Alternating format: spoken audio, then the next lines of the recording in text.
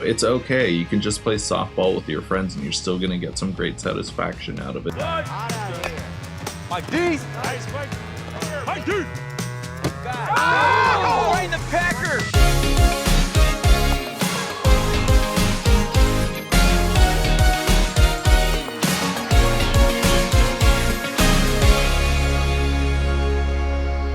Drive-by movies you're watching. Fresh releases. My name's Blaise. And I am James. And this week, we're talking about Johnny Knoxville's latest film, Sweet Dreams. Why you really out here, Mars? I want to be sober. I want to be a rad dad to my little girl. What's up, girl? You got our uniform? I'm not wearing this. I like it. Let's do this. A whole new world cracks open. I know I'm a little fat now. I was a very sought after underwear model. Sweet Dreams, or should I say, Sweet Creams, follows Morris, who must coach a misfit softball team of his fellow housemates during this mandatory stay at Sweet Dreams Sober Living in order to get his life back on track. So this is a movie I never would have known existed, ever, unless it made its way onto like Netflix's top 10 or Hulu or HBO's top 10 or whatever. Everyone has their own top 10 these days. You heard about it and you just said, we're reviewing it. And I was like, all right. Oh, Johnny Knoxville. Cool. Love the Jackass movies. Oh, Theo Vaughn.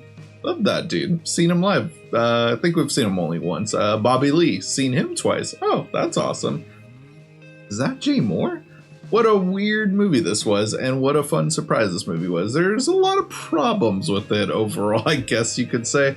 But a very fun, pleasant surprise this movie is. And it's actually very well made. What are your initial thoughts coming out of Sweet Dreams, Blaise? This is a softball movie that's also about softball. I think that's like the real, root of the problems in this film. I feel like they're trying to tackle kind of heavier issues while still being about like, a fun softball, sober living softball team that is just doing it to make enough money to save the house. And it just feels like the stakes are there, but they're just kind of never really get deep enough into some of the actual aspects about that this film could have gotten kind of deep with. And it plays softball. It really is just, I think that's probably, it's too much. It feels kind of like a Lifetime movie. And the comedy, you have a lot of heavy hitters on the lineup, but it almost feels like everyone's just doing open mic material. Yeah, there's a lot of, overall, I guess I don't want to say this movie doesn't have any substance at all. I guess just there was a huge lack of urgency within this movie. There's not a lot to say within this movie, despite it having a subject to where you could have a lot to say within it. It deals with some heavy material within this movie, and Johnny Knoxville handles it very great. The acting from everyone actually is fantastic. Theo Vaughn's great playing this, jerk character that's very unlikable, but he kind of disappears. Bobby Lee, even though he's one of my favorite comedians, is pretty uneven within this movie. Like there were times where I couldn't tell if he was joking or being serious, but I think that was overall the point over his character. But just, at times I was just like, wait, is just Bobby Lee just being Bobby Lee right now? But like, not to spoil the movie, but the end there comes to a point where like Johnny Knoxville has to make a decision between doing a job or playing for the softball team, and he does agree to do the job, but then just like there's no lesson learned by when he shows up for the softball game though too. There's more critical things like with his daughter involved, which I love though. That's a very great aspect within this movie, especially when he listens to the voicemail from his daughter. But this film, I have to say I did enjoy it, but it almost felt like a Lifetime movie in a way. Mm-hmm. Like it kind of deals with these subjects, but it feels like it's treading ground that we've seen in many films, but it's not making it different enough or original enough for us to actually appreciate that aspect. It just feels like kind of comfort food in a way.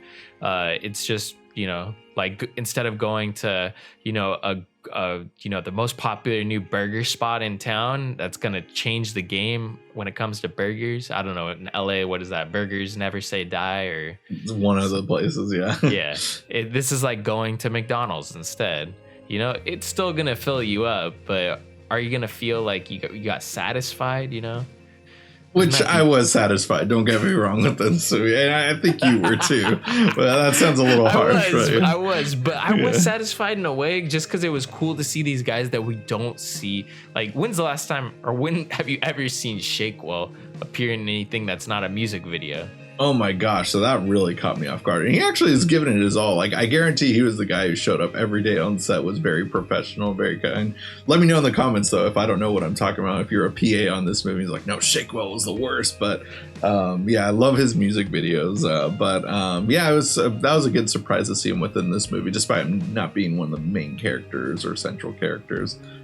Jay Moore, I haven't seen him in anything in a long time too, but he was actually really great within this movie, being Johnny Knoxville's sponsor. Had some great moments within this movie. Just a lot of everyone does have really good chemistry within this movie for the most part. Like, even though this movie is just a little over 90 minutes, like I wouldn't have minded it being an extra 10 minutes long to kind of just like, overall develop some of the stuff that we're like kind of talking about, where it kind of felt left out of. Like, one of those big things is Theo Vaughn just disappears in the middle of the movie out of nowhere, and I was just like, where'd he go? He's the best player on the team, and just there's a throwaway line within the movie where it's just like, he's probably balls deep in Reno, Nevada right now. It's just like, what? That's just like, they're just gonna throw him out like that? Did he just like did they run out of money to bring him back for more days or more shooting time?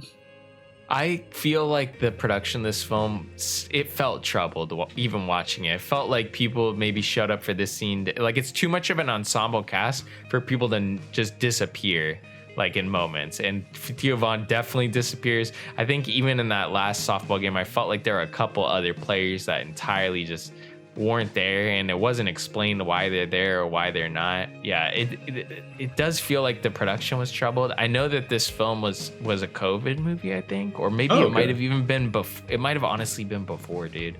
So I think that this was even in post-production. I remember looking at this film on IMDb in like at least 2021 for sure. So I think that this was maybe even shot in like 2019. I think this sat around for a while, probably got put on hold.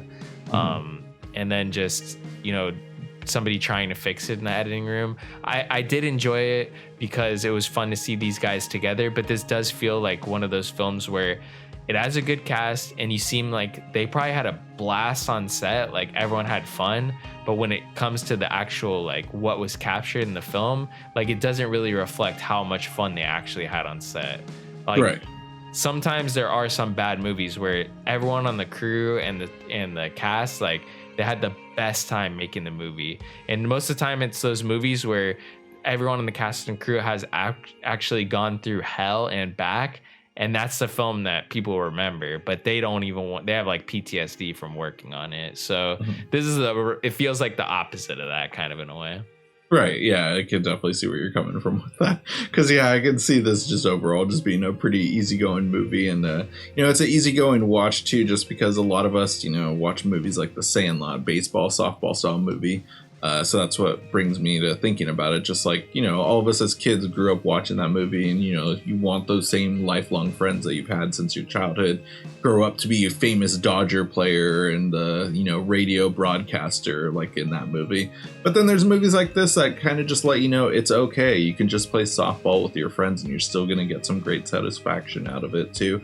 Whether or not it's to save a house or, prove that you're sober. Sometimes it's just fun to beat a bunch of drunk guys who are jerks to you that you played previously and stuff. So really appreciated that aspect within the movie too, just because, it doesn't matter where you are in life and stuff too. Like, it's just, you got to enjoy the little things, like they said in Zombieland, rule number 34 or whatever that was. Oh, and shout out to Baby Blues, I think, which Johnny crashed his car into, or he crashed into next door. But I remember going to that barbecue spot. It just reopened in March. I think it was shut down during COVID. So maybe I need to make a trip back up there for that. Yeah, I've never been there. And, I'm glad that a car didn't actually crash into it. Maybe that did at some point. But that did happen to Overland Cafe, which Blaise used to live next to. A car did crash into that and shut that place down for about a month and a half or so. Yeah. Do you remember actually I think it was 2020, a Tesla crashed into the Van store on Venice. Oh, Funny no enough. way. Like one of the Or original was it ones, Venice damn. or Washington? I think it might have been Washington, actually. It Oh, was one of on those streets. Washington's, the Washington. Marina Del Rey one, yeah. Yeah, a freaking Tesla crashed into it on 420. Like, there's no way they were intoxicatedly driving, right? Yeah, I'm pretty sure, yeah. So, yeah. So hopefully they went to go stay at Sweet Dreams or so, yeah.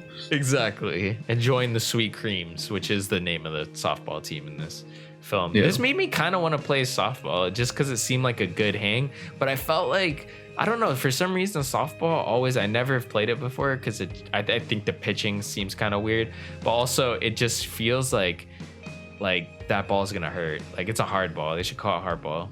Right, yeah, I remember in PE class trying to catch it with a baseball glove, and it's doable, but it feels awkward. And then also, I don't know if this is a rule within the movie or just I might have missed a strike count or something. Maybe the movie started filming when it was already a 0-1 take, but I'm pretty sure the characters struck out with 2 strikes, with 2 swings and misses, and I was like, what? Is that a rule within softball? I mean, I guess it's easier them to literally hit. saying that.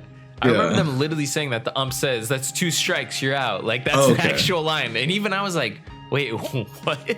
Yeah. Besides made that up. moment.